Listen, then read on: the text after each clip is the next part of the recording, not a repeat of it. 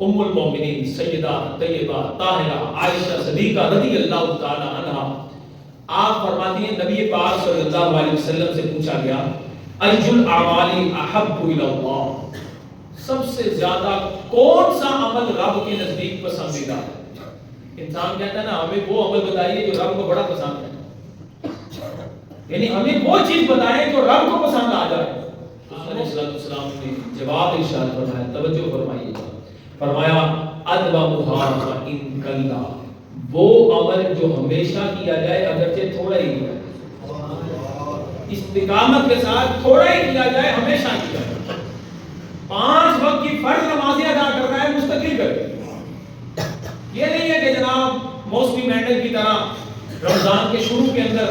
ہم نے بڑی مسجدیں پڑھ لی، بڑی نمازیں پڑھ لی، بڑی قرآن کی قراتیں کر لی، اور جیسے رمضان گزرنا شروع ہوا پھر ہمارے پر ہمارا نفس غالب آ گیا، پھر مسجدیں نصف رہ گئی، پھر مسجدیں نصف رہنے کے بعد تہائی رہ گئی، اور جیسے ہی چاند رات نظر آئی تو مسجد میں پہلی سب بھی پوری نہ ہو سکی۔ یہ نہیں، اللہ کو جو اعمال پسند ہے نا وہ سب سے زیادہ وہ عمل پسند ہے کہ جو ہمیشہ کیے جائیں چاہے تھوڑی کریں۔